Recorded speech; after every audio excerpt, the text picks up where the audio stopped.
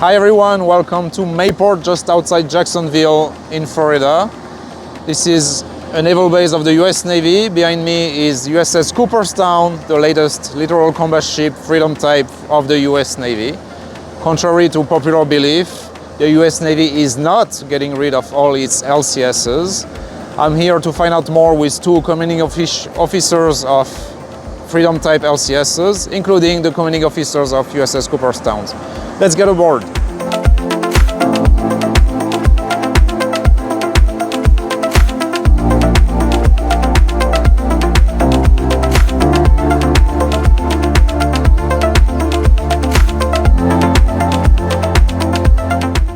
Good morning, Commander Daxton Moore, Commanding Officer Cooperstown. All right, can you tell us about your ship, please? Cooperstown LCS 23. It is a Freedom class hull. We have about 100 sailors on board. We actually had the berthing mod with 98 racks, 3,500 tons roughly, meant to go fast, 40 plus knots. It was designed for littoral combat, but we have in the past made it across the Atlantic and in the Pacific with no trouble in blue water. Mission sets, primarily surface warfare, and we can defend ourselves with air warfare. And we can also do counter drug ops and MEO. We kind of sort of have gone away from changing the modules out of each platform. So once you go surface warfare, you tend to stay surface warfare or mine warfare.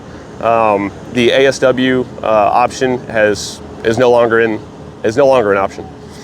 As I understand, Cooperstown is the latest LCS in the US Navy fleet. When did you take over the ship, and when are you going to commission it and sail out on your first mission? So we moved aboard in September.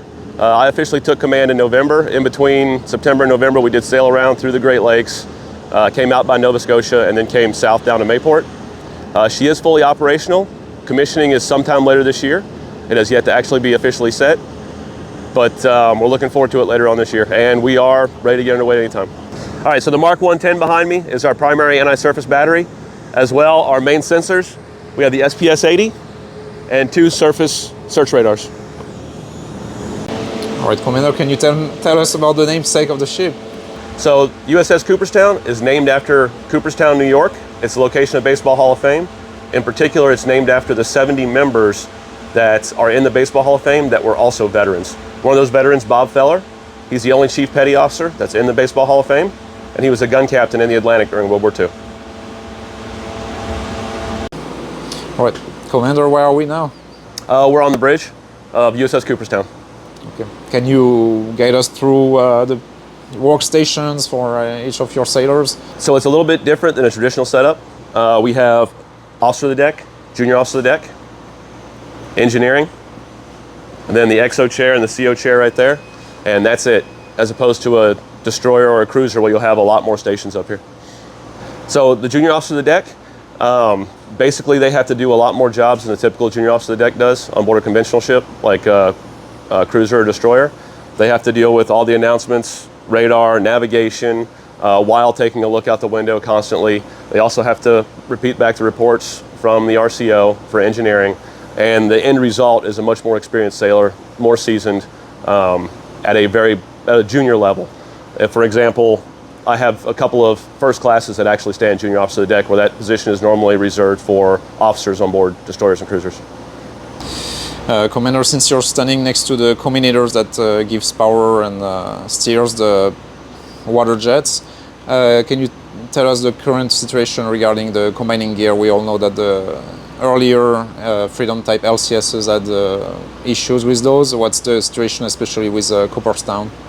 So all hulls 21 and above are receiving the combining gear fix prior to delivery, to include Cooperstown, so we currently have it. We have no speed restrictions at this time.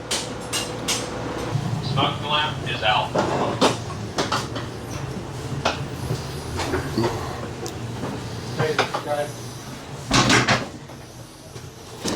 All right, what do we have here? This is a 7-meter rib. We are the first LCS to get this particular rib. It is 2 meters longer than the previous version, so it's much faster delivery and recovery with this davit. And it's used by your VBSS teams? In this case, it's for man overboard recovery. We can use it for VBSS, but normally VBSS will use, and law enforcement will use the 11-meter rib down below WMZ. Can you tell us where we are now? This is our waterborne mission zone.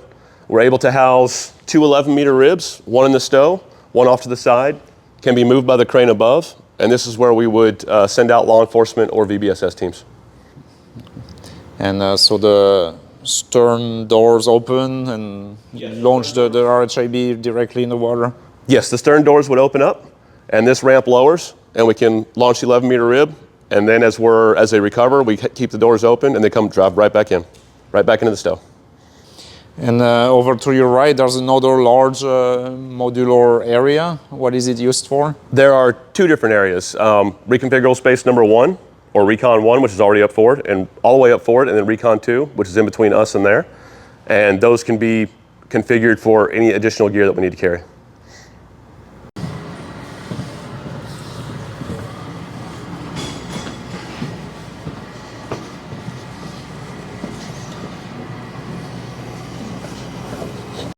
So here is an elevator for some items, but this entire hatch is removed that you see above me, and we can lower a Connex box into it, and our crew has a device that they can move the Connex box from one spot to another.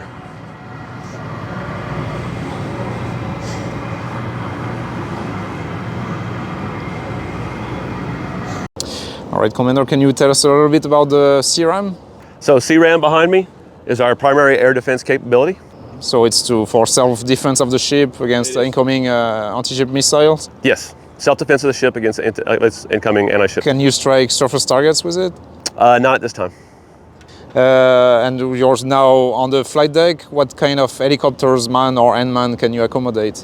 We can handle MH-60, both Romeo and Sierra, and we can also have Fire Scout.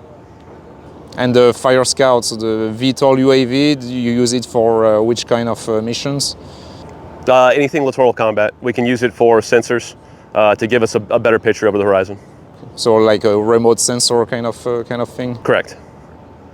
Last but not least, Commander, what's next for Cooperstown? So we are going through all of our Tier 1 events, our engineering, aviation, and seamanship certification. After that, we'll be going through our combat system certification, and shortly after that, hopefully commissioning. All right, thank you very much.